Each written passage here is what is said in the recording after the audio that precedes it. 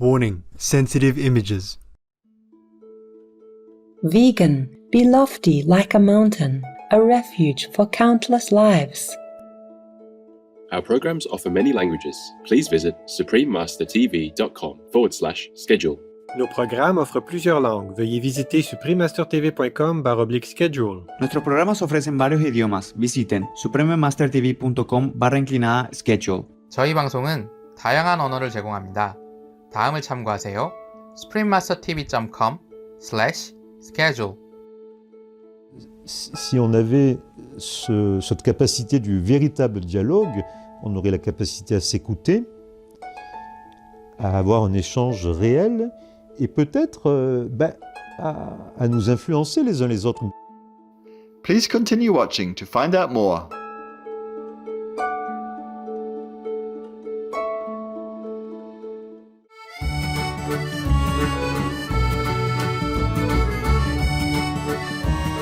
Bienvenue, aimants téléspectateurs, translates to welcome loving viewers in French.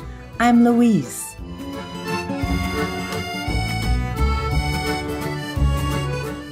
The elated people of France wish that you and your loved ones receive God's love and blessing always.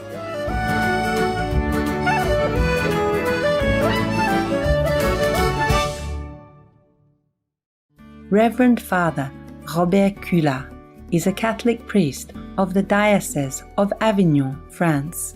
He is also known as Padre Bob. Aside from preaching, he is also an environmental and animal activist, as well as a vegetarian advocate. He loves animals and defends them, and is strongly against factory farming. You may be surprised that Father Robert Culat is well acquainted with heavy metal music and is a metalhead himself. Father Robert Culat is the author of various books and wrote his first book, L'Âge du Métal, The Age of Metal, in 2007 after coming into contact with heavy metal music. In 2015, he published Méditation biblique sur les animaux, Biblical Meditations on Animals, after discovering the shocking treatment of factory-farmed animals. He also subsequently wrote Le Paradis Végétarien, Méditation Patristique, The Vegetarian Paradise, Patristic Meditations, and Cattle Decapitation, Gore Ecology, 2018. Supreme Master Television was granted the honor of an exclusive interview with Reverend Father Robert Culat in Paris on December 7, 2020.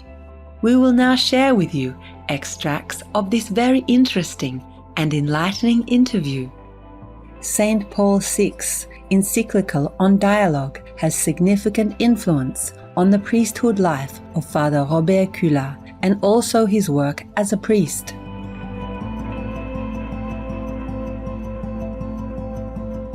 He explains why dialogue is important. Je suis Robert Culat, je suis né en 1968 à Marseille et depuis 1993, je suis prêtre du diocèse d'Avignon dans le sud de la France. Je crois que la date c'est 1964, si je ne me trompe pas.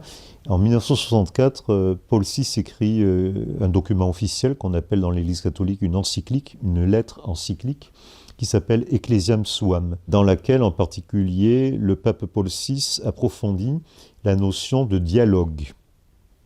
Et le dialogue à tous les niveaux. Déjà entre catholiques, c'est pas facile. Il faut qu'il y ait le dialogue entre tous les chrétiens, les protestants, les orthodoxes, les catholiques, entre toutes les religions. Et même, il va encore plus loin, même entre les croyants et les incroyants, les athées. Hein. Et donc il encourage le dialogue, et il explique ce que c'est que le dialogue. Hein. Et je crois que ce texte est toujours très actuel, parce que je pense qu'aujourd'hui, on est dans une société, quand je vois par exemple la plupart des débats télévisés, ou débats à la radio, que ce soit au niveau politique ou sur des grands thèmes de société, tous ces genres de thèmes qu'on peut traiter. Ce ne sont pas des débats. Ce sont des gens qui crient et qui coupent la parole en permanence aux autres, hein, et qui n'écoutent pas, qui ne font pas l'effort d'écouter l'autre. Parce que bien sûr qu'on n'est pas d'accord, mais on est des êtres humains. Et donc, si on avait cette capacité du véritable dialogue, on aurait la capacité à s'écouter, à avoir un échange réel, et peut-être à nous influencer les uns les autres, mais dans le bon sens du terme. Hein. Donc je pense que Paul VI, même au-delà des catholiques, je pense qu'il donne une bonne méthode aux hommes, tout simplement, pour communiquer et pour chercher ensemble la vérité. Parce que pourquoi on débat? C'est parce qu'on cherche ce qui est bon, ce qui est meilleur, ce qui est vrai, pour nous. Voilà. As a chaplain to young people, Father Robert Kula conducts dialogues with them, and he shares how he ended up researching heavy metal music in relation to faith and eventually writing the book The Age of Metal. Le premier livre, je vous dis, il est sorti en 2007, c'est L'Âge du métal.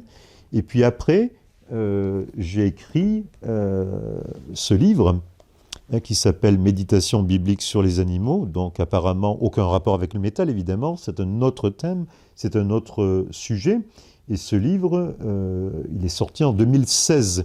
Donc, Cattle Decapitation, ça m'a permis de faire le lien entre ces deux centres d'intérêt. Le premier album est sorti en 2000, voilà, pour donner un peu quand même des repères, hein, pour ceux qui ne connaissent pas Cattle Decapitation. Et c'est un groupe dont le thème principal est l'écologie.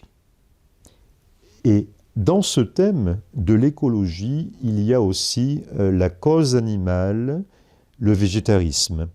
Voilà. Donc vous voyez le lien entre, évidemment, ce livre, Méditation biblique sur les animaux, et ce livre-là. Comment ce groupe a abordé cette question? Ça me semble intéressant. À travers le prisme de la culture métal. Le leader du groupe, qui s'appelle Travis Ryan, c'est lui qui est en photo, là, derrière, avec moi. Voilà, donc Travis Ryan écrit toutes les paroles. Il faut voir les mots très durs qu'il utilise dans les paroles, hein, parce qu'il considère que nous sommes totalement inconscients et irresponsables, hein, à de nombreux niveaux.